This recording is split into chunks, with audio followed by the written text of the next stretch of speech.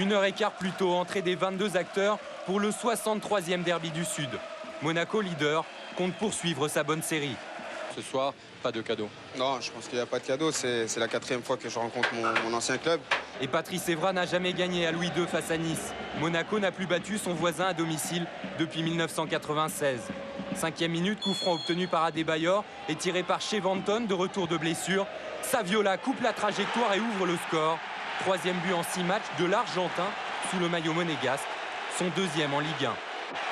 1-0 pour Monaco qui ne souffre pas en première période des absences de Calonne et de Diego Pérez suspendus. Au contraire, comme face à Strasbourg ou La Corogne, Monaco réussit un début de rencontre tonitruant.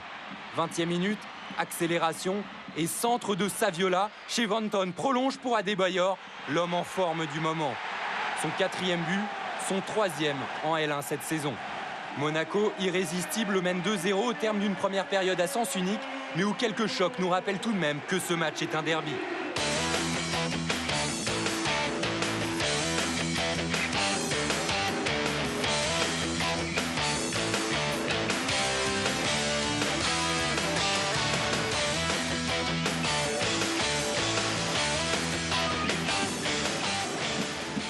La seconde période ressemble à la première, du moins au début.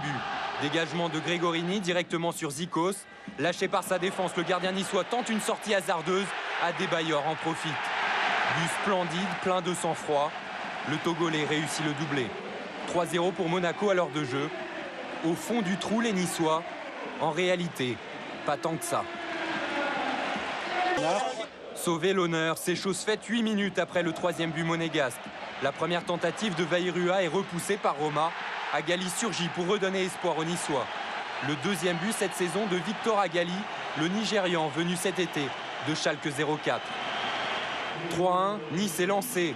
2 minutes plus tard, coup franc de Balmont, Roma retarde l'échéance. Flavio Roma, surnommé le mur de Berlin par Patrice Evra. Mais même à Monaco, le mur de Berlin va tomber. Serge Dié, encore lui, lance Agali à la limite du hors-jeu. Le Nigérian efface Roma. Nice n'est plus mené que 3-2. Le public niçois est récompensé, lui qui continuait à supporter son équipe, même à 3-0. 2 minutes plus tard, coup franc de Traoré, déviation de Jean Koskas pour Agali, 3 partout, coup du chapeau de Victor Agali, les 3 buts en 8 minutes. C'est pour ça que je l'ai pris. Je l'ai pris pour qu'il nous marque des buts. Il commence à être bien physiquement.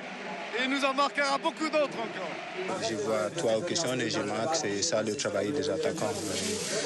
3 partout, le match peut alors basculer d'un côté comme de l'autre. La preuve, 80e minute, Chevanton trouve la transversale niçoise. L'Uruguayen ne marquera pas pour son retour. 1 minute 30 plus tard, Nice se rue à l'attaque pour l'emporter. Centre de Varro, Agali laisse filer pour Vairua qui donne la victoire à Nice au stade Louis II, comme il l'avait fait la saison passée avec Nantes. 3e but cette saison du Tahitien. Ce soir, on est vraiment fiers d'être niçois parce que c'est jamais facile de revenir à 3-0 et de gagner en plus. Je ne peux pas être en colère après eux parce que je peux être aussi en colère après moi parce que je n'ai pas senti le danger. À 3-1, j'aurais pu faire d'autres choix aussi pour essayer d'être un peu mieux en place, même si je n'ai pas une équipe qui sait très bien rester derrière et défendre. Fin de match confuse. Les cartons rouges de Rodriguez et Traoré n'y changeront rien. Nice réussit l'exploit de s'imposer à Monaco 4-3. La 2e victoire niçoise à Louis II en 3 saisons, la plus folle sans aucun doute. Les Niçois, héros de cette 9e journée, peuvent fêter un succès inespéré.